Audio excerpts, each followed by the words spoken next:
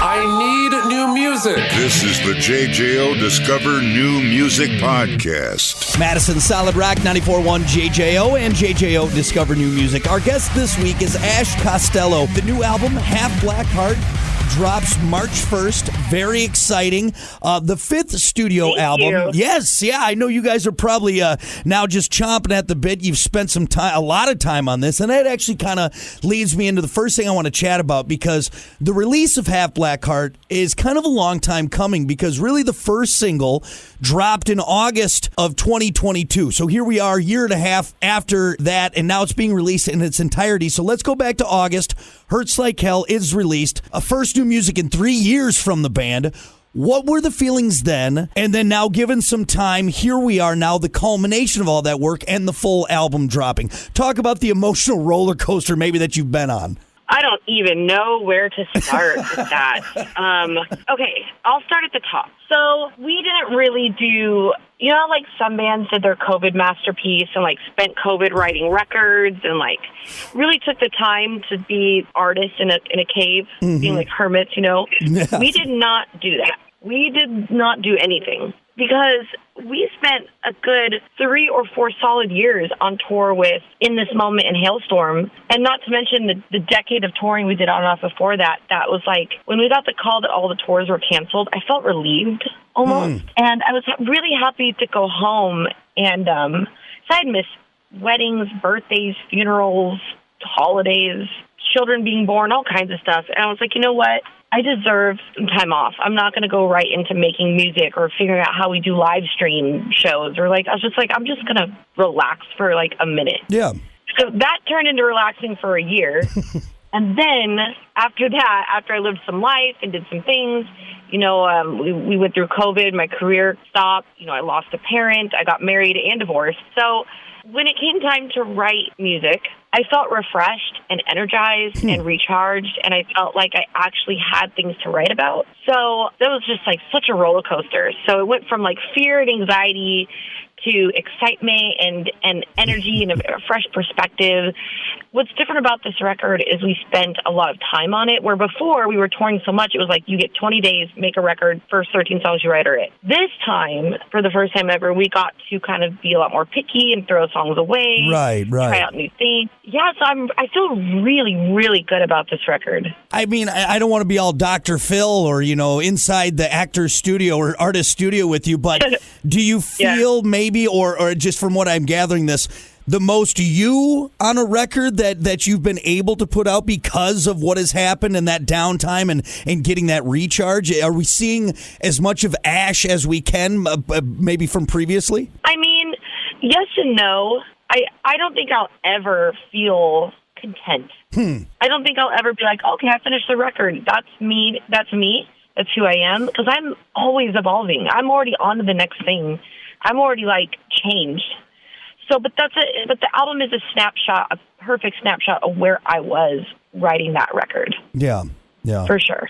Yeah, totally. Well, again, we're all excited to hear it and seeing this next step in the musical evolution of New Year's Day. And also, too, we're getting a little bit nostalgic with this because the personnel on this record is something that I think a lot of people are familiar with. Maybe break down for us why this new album is kind of also a step back with who you had making the album and who is back in the band, if you will. Oh, well, let me tell you all about it. So,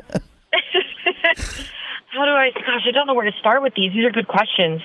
So, in 2015, when New Year's Day finally started getting its first taste of being taken seriously by, like, festivals and industry, was when we had our lineup with the Wolf Brothers. It's Jeremy Valentine and Brandon Wolf. And that's when New Year's Day really found its sound. You know, they were a big part of that. Mm-hmm. And although they were in the band for many years, they decided to leave the band in around 2018, which left me alone writing our record before this, Unbreakable, which had its pros and cons. I felt very lost without them. Mm-hmm. And so I had to use outside songwriters for the first time, which was an incredible experience. I learned so much. I was privileged enough to work with writers Scott Stevens, Blair Daly, and Mitch Marlowe, who Scott Stevens has number one with Daughtry as we speak right now. And so just like the best of the best. And I learned a lot. But I don't feel like I captured the New Year's Day sound all on my own. Like I needed those guys with me.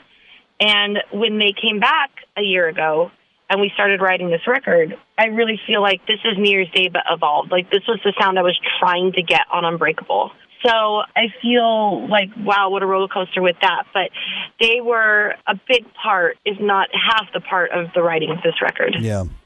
The new album, a fifth studio album, so obviously no, you're not babies to it. You've been in the industry. You've earned your stripes. Was there something maybe in making this album, outside of obviously everything we've talked about, making this album that stood out compared to previous works? Because you've spent countless hours in the studio. You've thousands upon thousands on stage. Yeah. What maybe kind of stood out in this album compared to previous works? Confidence. I love it. Absolutely. Yeah. I on the last record, Unbreakable, because so our record before Unbreakable, Malevolence, I was so green. Mm-hmm. And New Year's Day wasn't really on the map yet. So I was kind of just a baby looking back.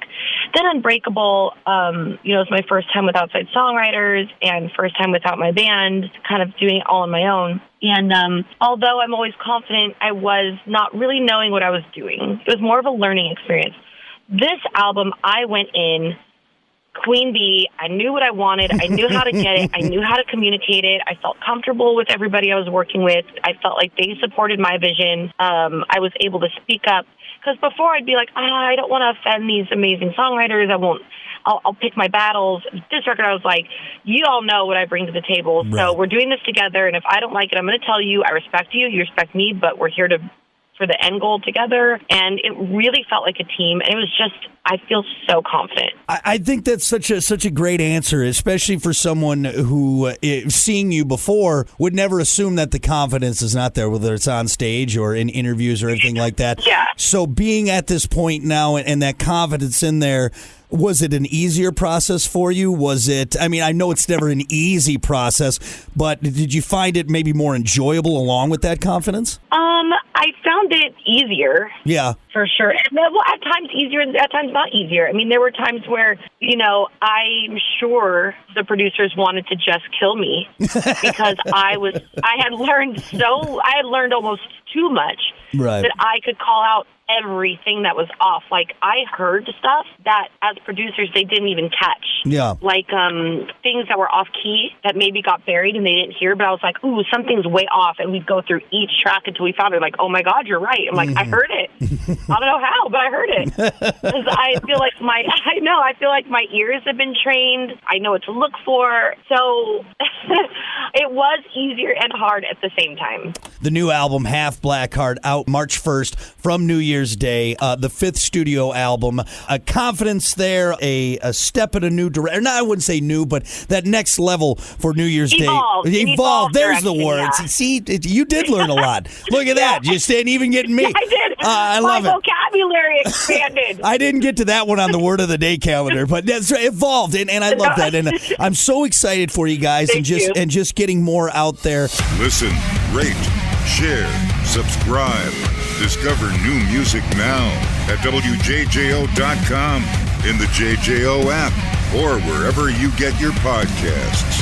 Rock has a new interview every Thursday evening between 6 and 7. 94.1 JJO.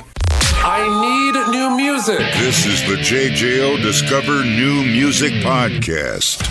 Now, this question I ask everyone when we do Discover New Music, and I'm actually going to kind of rework it for you. I'm testing it out on you because I usually ask if you have a favorite track, and an answer I run into a lot is, it depends on the day, or, there are sometimes like, I love this one. So a favorite track / hey, you got to play one song for someone. What one song maybe are you going to pick on this new album that you want them to hear first? I'm going to play Vampire. Yeah. That's my favorite one. It is. It's just so beefy, and it's catchy, and the message is so great. And I just think it's a 10 out of 10 flawless song. That's my favorite. I think that's my favorite New Year's Day song in our entire catalog. Wow. Honestly, yeah.